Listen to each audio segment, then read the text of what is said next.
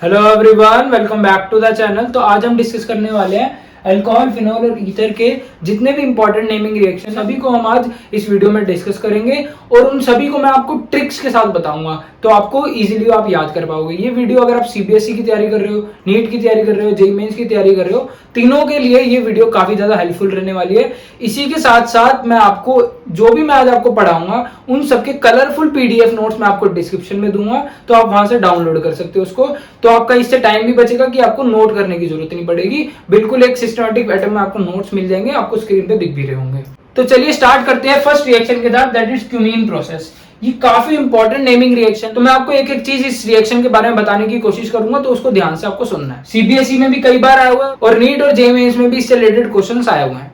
तो सबसे पहले क्यूमीन होता है क्या, इसका फॉर्मूला क्या है? तो क्यूमीन क्या होता है, बेंजीन पे अगर ये ग्रुप जुड़ा इसको बोलते हैं आइसोप्रोपाइल। आपको प्रोपेनॉन पता होगा, प्रोपेनॉन, ये देखो प्रोपेनॉन ऐसा होता है ना। अगर प्रोपेनॉन में ये डबल बॉन्ड O को हटा के H लगा दो तो आपका क्या बन जाता है, आइसोप्रोपाइल बन जाता है। ठीक है, तो आइसोप्रोपाइल और एसीटोन में क्या डिफरेंस है, इसमें H की जगह O डबल बॉन्ड O लगा होता है। तो बेंजीन पे जब आइसोप्रोपाइल लगा दोगे तो हम उस जो आपका कंपाउंड बन जाएगा उसको बोलते हैं हम क्यूमीन। ये फॉर्मूला आपको बहुत अच्छे से ध्यान रखना है। और इसको क्या बोलते हैं हम, आइसोप्रोपाइल बेंजीन भी बोलते हैं, तो आपको ये भी ध्यान रखना है। इसके अलावा इसका यूज क्या है, हम इस रिएक्शन को पढ़ क्यों रहे हैं?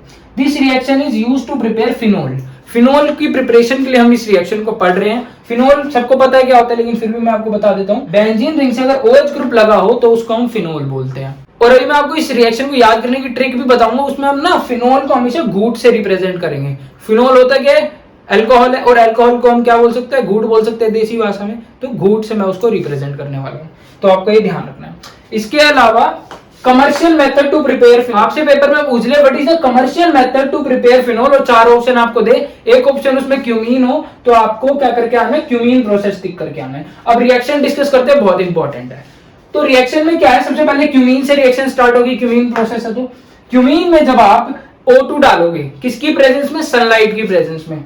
जब आपने क्यूमीन में O2 डाला सनलाइट की प्रेजेंस में, तो क्या होगा, ये जो 2 O2 है ना, ऐसे होते हैं, ये 2 O2 यहाँ आके घुस जाएंगे, कहां पे, कार्बन पे। तो ये कुछ ऐसे दिखने लगेगा, CO और ये H है ना, यहाँ पे C, 2 O आके घुस गए, H, ये ग्रुप ऐसे का ऐसे है, और CH3 ऐसे कैसे। अब नेक्स्ट स्टेप में हम क्या करेंगे, वो अक्षय कुमार का डायलॉग है ना, अपने को क्या पानी निकालने का, तो यहाँ पे अपने को क्या है, पानी डालने का।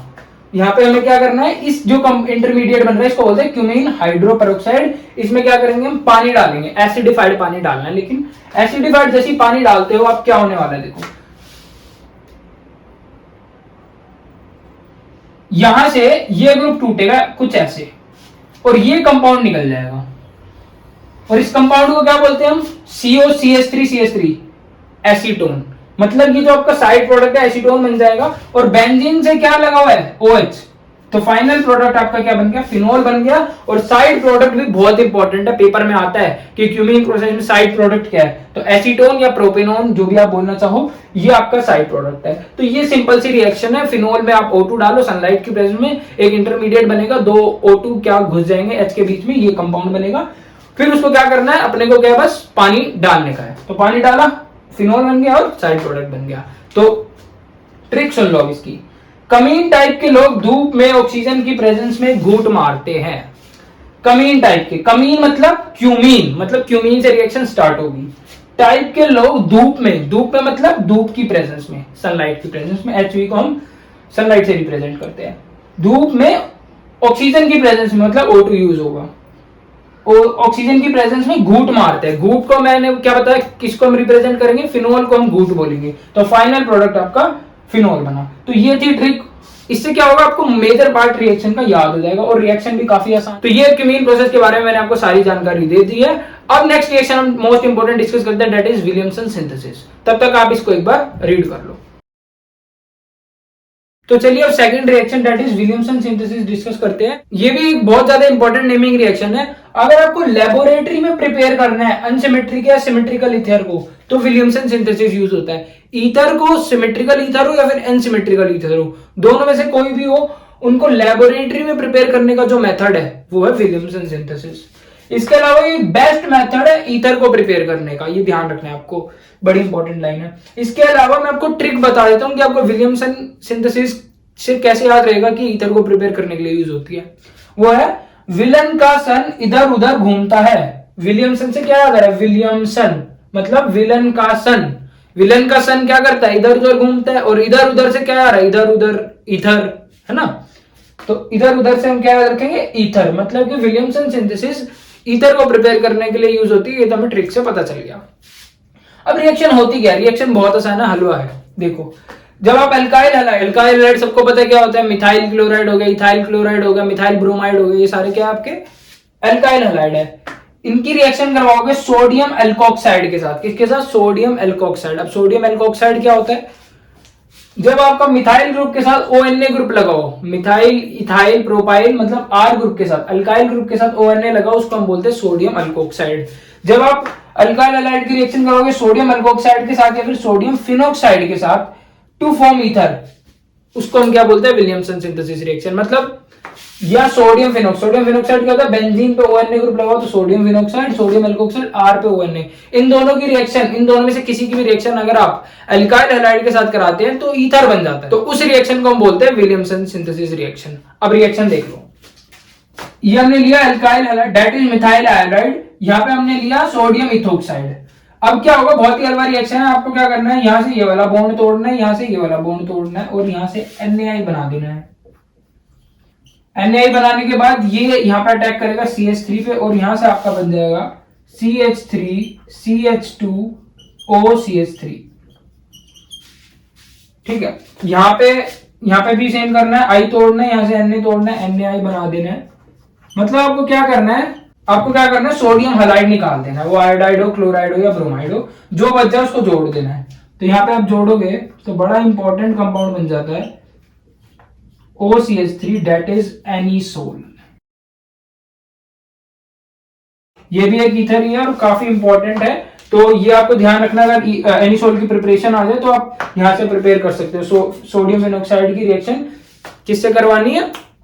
अल्काइल मिथाइल आयोडाइड के साथ, तो आपको एनिसोल मिल जाता है और NaI। तो ये थी रिएक्शन। अब इसका काफी इंपॉर्टेंट एक फैक्ट है और लिमिटेशन आप कह सकते हो कि जो अगर इसकी जगह हम 3 डिग्री हलाइड ले लें, मतलब यहाँ पे हमने 1 डिग्री ले रखा है ना हलाइड, 3 डिग्री हलाइड लेते तो आपको ईथर नहीं मिलता।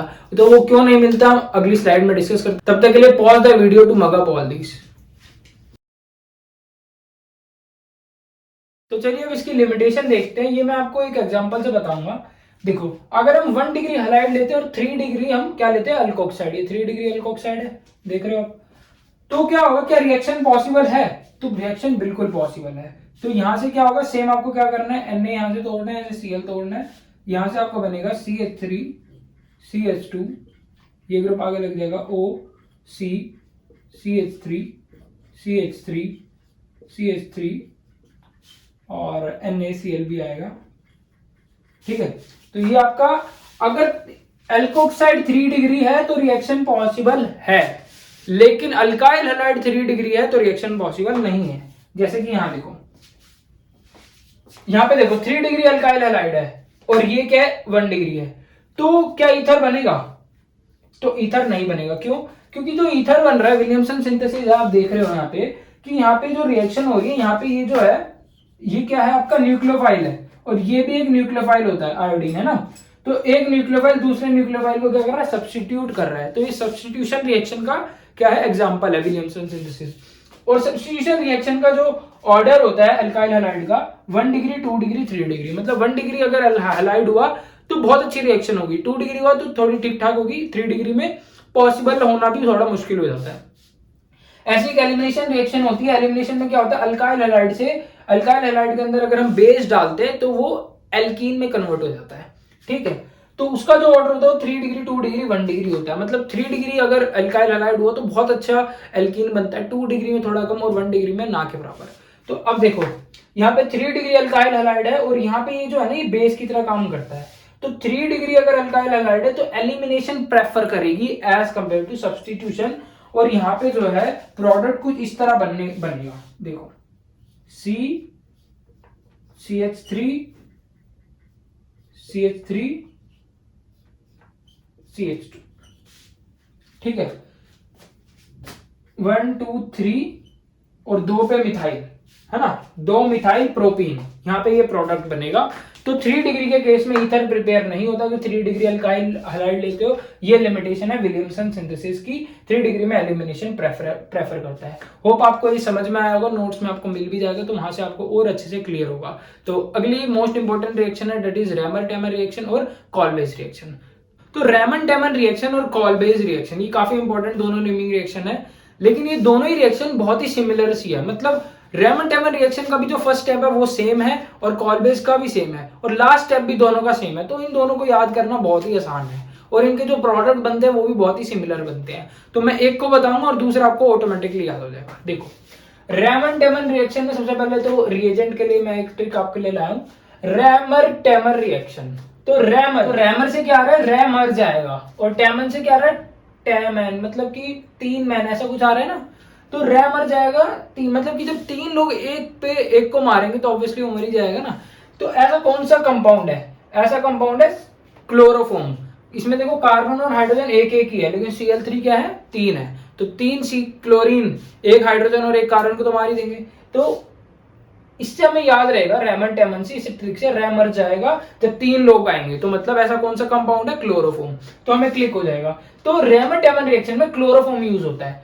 और अब दूसरी इंपॉर्टेंट बात सुन लो, इसमें एक इलेक्ट्रोफाइल यूज होता है जिसको हम बोलते हैं CCl2 डाइक्लोरोकार्बीन। ये नीट और जेईई मेंस के लिए काफी इंपॉर्टेंट क्वेश्चन है, तो बड़ा अच्छे से इसको ध्यान रखना। इलेक्ट्रोफाइल क्या है, CCl2। अब रिएक्शन पे आ जाते हैं। रिएक्शन में देखो डेफिनेशन वगैरह आपको नोट्स के अंदर बिल्कुल प्रॉपर्ली मिल जाएगा। अब यहाँ पे मैं आपको रिएक्शन समझाने की कोशिश करता हूँ।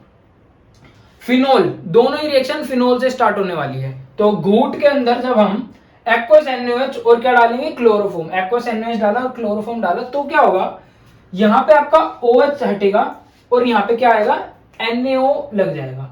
अब ये ऐसा क्यों हुआ, ऐसा क्यों हमने किया कि NaOH हमने फर्स्ट स्टेप में डाला, इसलिए क्या, क्योंकि जो आपका सोडियम फिनोक्साइड होता है ना, वो ज्यादा क्या होता है, रिएक्टिव होता है एज कंपेयर टू फिनोल। यहाँ पे देखो फिनोक्साइड ग्रुप हमने लगाया ना, जबकि लास्ट में हमने फिनोल ही लगाया है, लेकिन बीच में सोडियम फिनोक्साइड क्यों लगाया हमने, इसलिए लगाया क्योंकि सोडियम फिनोक्साइड ज्यादा रिएक्टिव होता है, parts electrophilic reaction as compare to phenol. अब यहाँ पे आपका NaO लग जाएगा, ONA बन गया, और यहाँ पे आपका क्या होगा, ये कुछ इस तरह टूटता है आपका क्लोरोफॉर्म। हमारे पास स्पेस की थोड़ी कमी है, Cl2Cl। अब ये Cl टूटेगा और ये वाला ग्रुप जाके यहाँ लगेगा ऑर्थो पोजीशन पे। अभी ऑर्थो पोजीशन पे लगा तो आपका इंटरमीडिएट बन गया सब्स्टिट्यूटेड बेंजल क्लोराइड। आपको इसका नाम अच्छे से याद रखना है। अब क्या करेंगे, दोबारा NaOH डालना है। हमें क्या करना है, दोबारा NaOH डालना है। NaOH डालेंगे तो ऊपर वाला भी सेम ही रहेगा, लेकिन जो CHCl2 है ये ऑक्सीडाइज होके किस में कन्वर्ट हो जाएगा, अल्डिहाइड ग्रुप में, CHO ग्रुप में कन्वर्ट हो जाएगा। CHO ग्रुप में कन्वर्ट होने के बाद लास्ट स्टेप वही हमारा अपने हो गया, पानी डालने का। कौन सा पानी डालना है, लेकिन एसिडिफाइड डालना है। तो जैसे ही आप एसिडिफाइड पानी डालते हो, ये वाला ग्रुप जो है ONA, ये Na पॉजिटिव हट जाएगा यहाँ से और यहाँ इसकी जगह H पॉजिटिव चले जाएगा। तो यहाँ पे आपका क्या बन गया, इस कंपाउंड को बोलते हैं सैलिकल्डिहाइड। क्या बोलते हैं, सैलिकल्डिहाइड। बड़ा इंपॉर्टेंट कंपाउंड है ये। और क्या है, अगर इसको हम यहाँ से हटा दे तो फिनोल है। फिनोल के अलावा ऑर्थो पोजीशन पे अगर आप CHO ग्रुप लगा देते हो तो क्या बन जाता है, सैलिकल्डिहाइड बन जाता है। अब बड़ा इंपॉर्टेंट क्वेश्चन आपका यहाँ से बनता है कि ये जो ग्रुप है, ये CHO ग्रुप ऑर्थो पोजीशन पे ही क्यों आया, पैरा पे क्यों नहीं आया, जबकि ये आना चाहता तो पैरा पे भी आ सकता था। तो इसका रीजन क्या है, पैरा पे भी बनता है लेकिन बहुत कम अमाउंट में बनता है, ऑर्थो पे ज्यादा इसलिए बनता है क्योंकि यहाँ पे जो ये ऑक्सीजन होता है, थोड़ा सा मैं इसको मिटा देता हूँ, सब्स्टिट्यूटेड बेंजल क्लोराइड है यहाँ पे, तो ये आपका कुछ ऐसे, और यहाँ पे ये हाइड्रोजन है,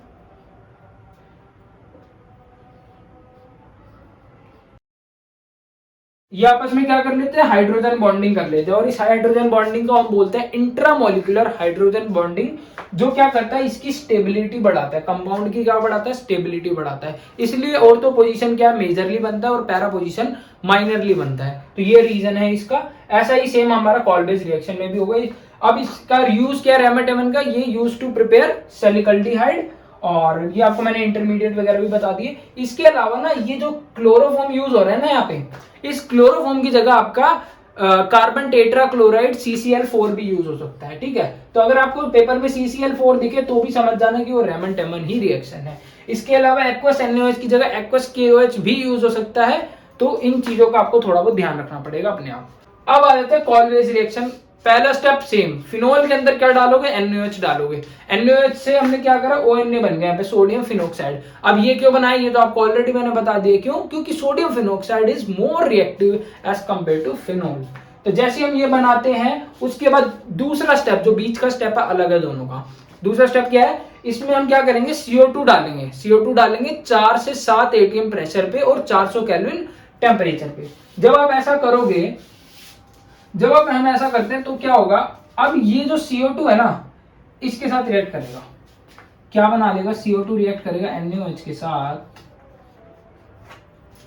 और ये बनाएगा यहां से COONA प्लस H पॉजिटिव। अब ये वाला जो H पॉजिटिव बनेगा, ये वाला H पॉजिटिव जाके रिएक्ट करेगा, इस Na पॉजिटिव को रिप्लेस कर देगा। ठीक है, यहाँ पे आपका OH लग जाएगा और ये COONA आपका ऑर्थो पोजीशन पे जाके लग जाएगा। ठीक है, तो यहाँ पे आपका इंटरमीडिएट ये बन चुका, बड़ा इंपॉर्टेंट है, इसका नाम सोडियम सैलिसेट। क्या है, सोडियम सैलिसेट। अब लास्ट स्टेप दोनों का सेम ही है, मैंने बता दिया। अपने को क्या, पानी डालने का, लेकिन एसिडिफाइड। तो हमने पानी डाल दिया और यहाँ पे क्या होगा, ये ऑक्सीडाइज हो जाएगा, Na पॉजिटिव की जगह H पॉजिटिव जाके लग जाएगा और ये कंपाउंड बन जाएगा। देखो फिनोल है, बस क्या है, ऑर्थो पोजीशन पे क्या आ गया, COOH ग्रुप आ गया, जिसको हम बोलते हैं सैलिसिलिक एसिड। यहाँ पे बना था सैलिकल्डिहाइड, यहाँ बना था सैलिसिलिक एसिड। तो दोनों ही कंपाउंड बड़े ही इंपॉर्टेंट है। अब सेम क्वेश्चन यहाँ पे भी कि ऑर्थो पोजीशन पे क्यों बना, आपको पता ही है क्यों बना, क्योंकि हाइड्रोजन बॉन्डिंग हो जाती है यहाँ पे, जो इसको मोर स्टेबल बना देती है। इसके अलावा सैलिसिलिक एसिड का यूज क्या है, सैलिसिलिक एसिड एस्प्रीन को बनाने के लिए यूज होती है। बायोलॉजिकल मेडिकल कंपाउंड है, बड़ा ही इंपॉर्टेंट एस्प्रीन। तो उसकी प्रिपरेशन हो जाती है किससे, सैलिसिलिक एसिड। उसकी प्रिपरेशन आपके सिलेबस में भी है, तो हम उसकी अब प्रिपरेशन करेंगे। देखो थोड़ा सा मुझे स्पेस चाहिए होगा, तो मैं इसको थोड़ा सा रब कर देता हूँ। देखो एस्प्रीन, यहाँ पे मैंने क्या लिया, सैलिसिलिक एसिड लिया। जब आप सैलिसिलिक एसिड का एसिटाइलेशन कराते हो, एसिटाइलेशन क्या होता है, जब आप उसको एसिड एनहाइड्राइड के साथ रिएक्शन करो,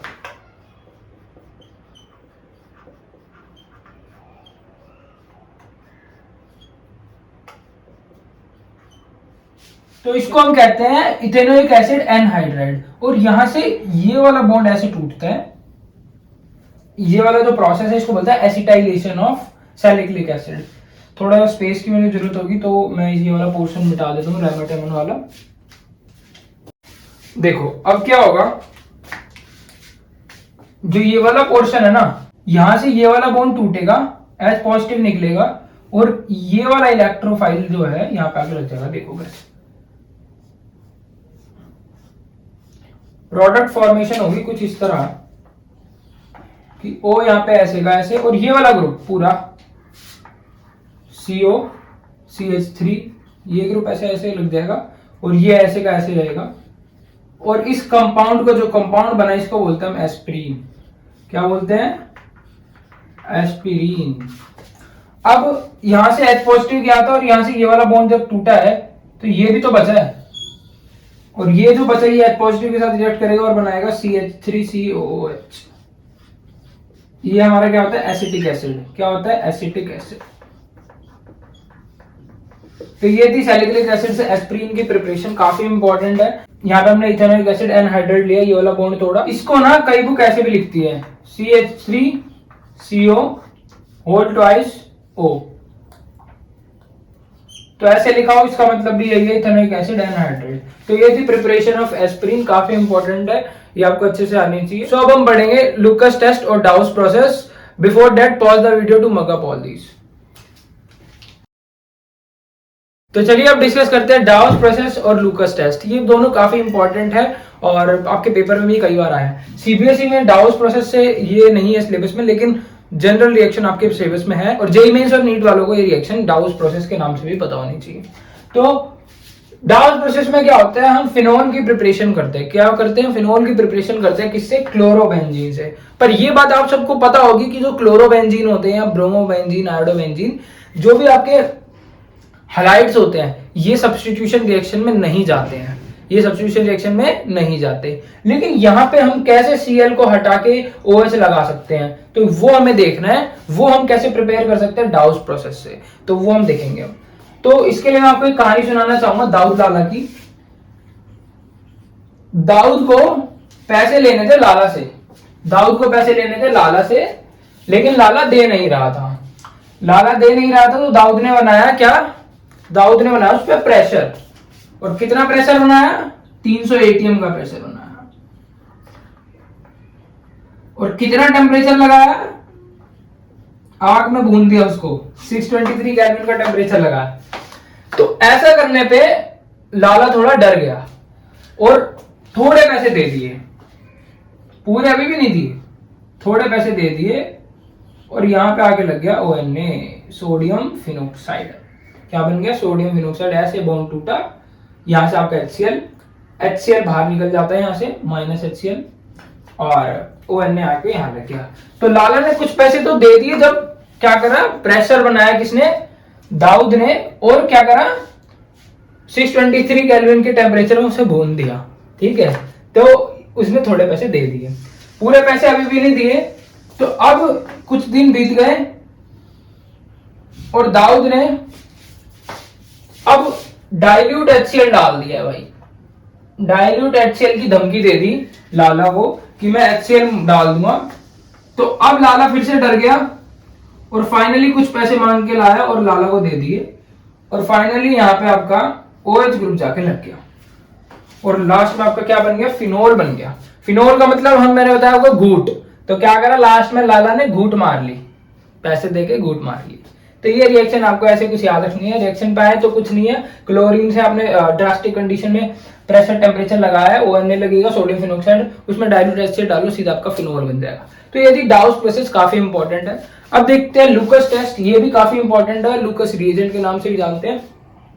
सबसे पहले तो लुकस रिएजेंट होता क्या, ये आपको बहुत अच्छे से पता होना चाहिए। It is the combination of concentrated HCl plus anhydrous. Anhydrous होता है ZnCl2। एनहाइड्रस मतलब कि उसमें पानी नहीं है। ठीक है, अब ना बोलते हैं कि इसका रोल क्या है, एनहाइड्रस ZnCl2 का रोल क्या है। इसका रोल है ये एज अ डिहाइड्रेटिंग एजेंट काम करता है। क्या करता है, एज अ डिहाइड्रेटिंग एजेंट। आपको पता होना चाहिए what is the role of ZnCl2, dehydrating agent है। अब बोलते हैं कि हम ये एनहाइड्रस ही क्यों ले रहे हैं, हाइड्रस क्यों नहीं ले रहे हैं। देखो एनहाइड्रस क्या होता है, एनहाइड्रस जब हम लेते हैं तो ये रिएक्शन जो है फॉरवर्ड जाती है। मतलब कि जो यहाँ से हम प्रोडक्ट बनेगा ना, यहाँ पे अल्काइल हैलाइड बनता है, मैं बता देता हूँ आपको। यहाँ पे अल्काइल हैलाइड बनता है इसके प्रोडक्ट में, उसकी यील्ड बढ़ती है जब हम एनहाइड्रस लेते हैं। लेकिन अगर हम जब हाइड्रस ले लेते हैं ना, तो रिएक्शन बैकवर्ड जाने लगती है। मतलब कि रिएक्शन में अल्काइल हैलाइड बनेगा, लेकिन वो दोबारा रिवर्सिबल रिएक्शन में आ जाएगा और वो वापस क्या बनाने की कोशिश करेगा, अल्कोहल बनाने की कोशिश करेगा, अगर हम हाइड्रस लेते हैं तो। इसलिए हम एनहाइड्रस लेते हैं ताकि जो यील्ड है हमारे प्रोडक्ट की वो ज्यादा ही रहे, रिवर्सिबल रिएक्शन में ना आए। होप आपको ये बात समझ में आई होगी। इसके अलावा मैंने नोट्स में भी दे रखा, तो ज्यादा दिक्कत आपको होगी नहीं। अब देख लेते हैं रिएक्शन। और सबसे पहले आपको लुकस टेस्ट या लुकस रिएजेंट मैंने आपको बता दिया है क्या होता है। अब आपको याद कैसे रहेगा कि अल्कोहल का टेस्ट है, ये अल्कोहल को ना डिस्टिंग्विश करने के लिए यूज होता है लुकस टेस्ट। तो आपको याद कैसे रहेगा, लुकस से क्या क्या है, लुक लुक कर, क्या आ रहा है, लुक लुक कर। और लुक लुक कर लोग क्या पीते हैं, बंटा पीते हैं। क्या पीते हैं, बंटा पीते हैं। और बंटा को हम क्या बोलते हैं, अल्कोहल। तो ये अल्कोहल को डिस्टिंग्विश करने के लिए यूज होती है। 1 डिग्री 2 डिग्री और 3 डिग्री अल्कोहल को अगर आपको डिस्टिंग्विश करना है तो आप लुकस टेस्ट यूज कर सकते हैं। कैसे आ जाएगा, लुक लुक कर। लुक लुक कर लोग क्या पीते हैं, बंटा। और बंटा क्या होता है, अल्कोहल। ठीक है, तो ऐसे आपको ये याद रह सकता है। बाकी तो आपको जनरली ऐसे भी याद रह ही जाएगा। अब देखो, जब हम 1 डिग्री के अंदर क्या डालते हैं, लुकस रिएजेंट। मैंने आपको बता दिया कॉन्सेंट्रेटेड HCl और एनहाइड्रस ZnCl2 को लुकस रिएजेंट बोलते हैं। तो मैं सीधा LR लिख रहा हूं, ठीक है, सीधा LR लिख रहा हूं, यहां लिख भी देता हूं, concentrated HCl plus anhydrous ZnCl2। ठीक है, LR में जैसे यहां पे डालूंगा तो आपका प्रोडक्ट बनेगा ही नहीं। 1 डिग्री के अंदर कोई प्रोडक्ट नहीं बनता। 2 डिग्री के अंदर जब मैं LR डालूंगा तो क्या होगा, तो प्रोडक्ट बनेगा।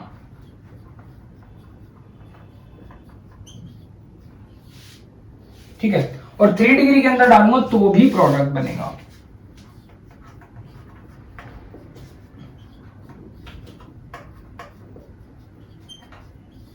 ठीक है, अब यहाँ पे ये 3 डिग्री में बना, 2 डिग्री में बना, 1 डिग्री में नहीं बना। अब डिस्टिंग्विश कैसे करोगे? देखो जब हम 3 डिग्री के अंदर क्या डालते हैं, एलआर डालते हैं, लूकस रिएजेंट, तो यहाँ पे हमें टर्बिडिटी मिलती है। टर्बिडिटी क्या होता है? जैसे कि प्रेसिपिटेशन होता है ना, व्हाइट कलर का नीचे आ जाता है, ऐसे ही टर्बिडिटी होती है, व्हाइट टाइप की आपको टर्बिडिटी देखने को मिलती है, पीपीटी की तरह ही होता है वो। व्हाइट कलर की टर्बिडिटी आपको 3 डिग्री के अंदर देखने को मिलती है जब आप एलआर डालते हो किसके अंदर, 3 डिग्री अल्कोहल के अंदर, और ये मिलती है 1 से 2 सेकंड के अंदर।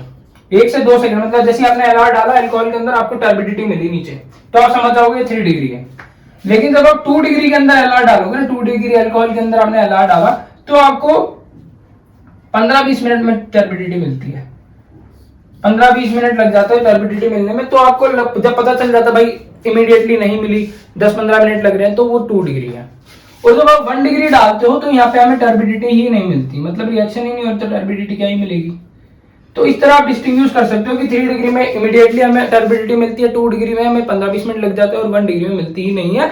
तो इस तरह आप 1 डिग्री, 2 डिग्री, 3 डिग्री अल्कोहल को डिस्टिंग्विश कर सकते हो using Lucas test. Lucas reagent आपको अच्छे से याद होना चाहिए। तो ये थे हमारी all important naming reactions alcohol, phenol और ईथर की। होप आपको ये ट्रिक्स अच्छी लगी होगी। अपनी फेवरेट ट्रिक कमेंट सेक्शन में जरूर मेंशन करना। मिलते हैं नेक्स्ट वीडियो में, तब तक के लिए ऑल दी वेरी बेस्ट।